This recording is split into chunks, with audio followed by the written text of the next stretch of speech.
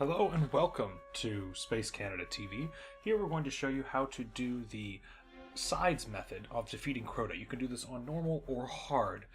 We're going to show you how it's done on normal, but we're going to be using the hard method so you get an idea of how to do it. You need to have at least, I'll put these instructions on the board, 2 Titans, 2 Warlocks, the Blessings of Light, if you have Weapons of Light even better, massive orb production, rocket launchers, and a means of healing. You're basically going to, in the beginning part, do what you normally do, and we'll show you that right now. You're going to use Blessings of Light to give yourself a shield. This shield to give you an extra bonus by giving you a shield against your own health bar. This is a great way to protect yourself from what is going to be coming at you. The blades, the night blades, and the normal guys shooting at you, the acolytes. You'll take them out very quickly. The best people to have are Warlocks, because they can generate a large production of orbs using either a Voidwalker or a Sunslinger. You'll see here, the Voidwalkers will take the front and center. As you see, the Blessing of Light is giving you that blue bar, which gives you the shield. That shield will protect you, your normal health bar, since you can't get health. Notice how these Voidwalkers we have here are basically clearing out the room. Now on normal, this is a bit ridiculous, but on hard, this is really the best way to get rid of and protect your own health bars. It also allows you to generate a large number of orbs, whether either Warlock is doing it. So, from here on out, we're going to be showing you how to do the rest of the method. Check the room for any heavy ammo that may be around or orbs you may need to pick up. From this point on, you're going to be going from the right side first. This is the side Crota will show up on first. Make sure your entire group is together. This is important. Without your entire group together, you cannot hope to succeed. Now, you will go down the first part and go to the right side Ogre room. This is the one over here. It may or may not have enemies, so don't be surprised if there are some in there. As you can see, we ran into a few.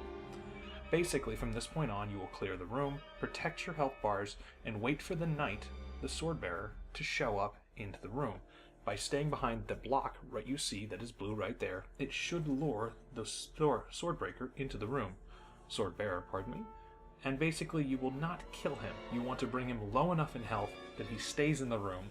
And as you can see, he chases us around a bit, but it's not a problem. He's in an area where we can get to him quickly, as Crota will walk across the platform on the right. When he does, you will kill the sword bearer. You will see him in a minute, taking his timely stroll after we weaken the sword bearer here, after I take a hit. And that's the other thing. You're going to need a way to produce ammo. As you see, we've left the chalice where it is. Crota will walk across the top, and you must be very careful when you're this low on health, by the way. So the best way to do it as a Warlock is just hit something. As you see, Crota passes right by over there.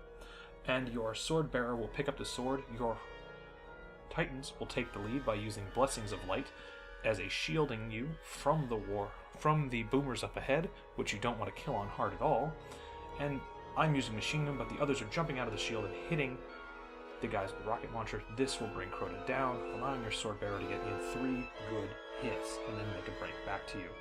Then you wait for him to go back to blue, and you unload on him again with rocket launchers, but instead of watching your sword bearer, you simply must run away. This is the important part. Staying to watch the sword bearer's handiwork will get both you and the sword bearer killed by Crota. You need to run now to the left to face off against the ogres that are inbound on the other side. Hug the wall to the right, to the left here on either side on your way back. It's very important that you stick to this wall. Boomers will not shoot you if you're on the wall. If you need health, use your health-giving items, whether it be Red Death or one of your class-specific perks that allows you to regenerate health. This is also important. Your ogre must be taken out quickly in this room. You don't want to be in the room very long with it. Once that one is down, the other one on the right side you were just in will appear. You will need to take that ogre down. Doing it from distance is now your best ally, as it's very inaccurate at distance when it's using its mind beams, or whatever it is.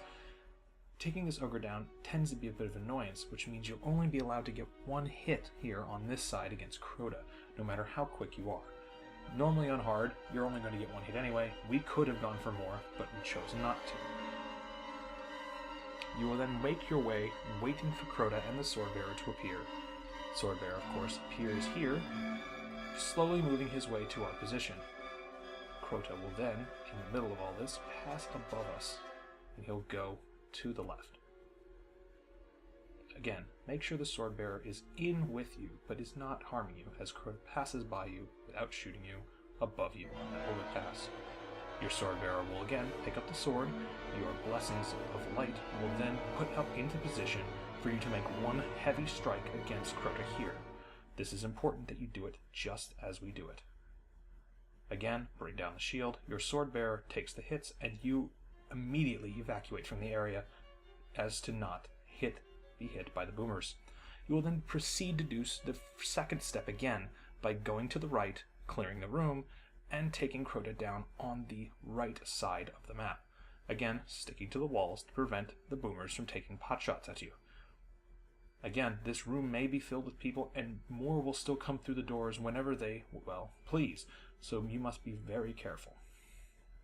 Using the high up reaches of the pedestals, which I have done right here, will help you prevent damage. If your Titan needs orbs, this is the best place for your warlocks to get them. Headshots count as orbs. Use that to your advantage. No need to use grenades if you don't have to. As you can see, sometimes the best laid plans can go astray, as we had some people show up behind us, and I take a boom exploder to the face, somehow survive, and now I need to use my health regeneration in order to get it back. I don't have Red Death yet, so I must melee someone. Luckily, my teammates are able to leave one thrall. This time, the swordbearer didn't seem to want to come to the room. This can happen.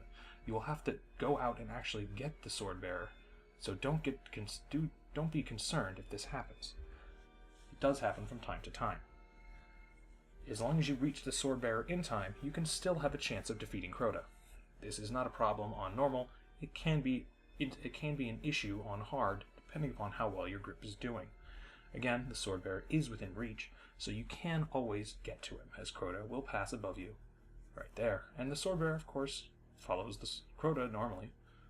And of course, you rinse and repeat the process. Your Titans will go forward, they will use Blessings of Light or Weapons of Light if they have it, and you will then unload on Crota like it's no tomorrow. I'm using this Song of Ute, if that is any means, as your swordbearer kills Crota. You have defeated the raid on normal, and it's the same method you'll use on hard. For Space Canada TV, I'm Dragon King Soup, and thank you for watching, and I hope you have a better chance of beating Crota in the future.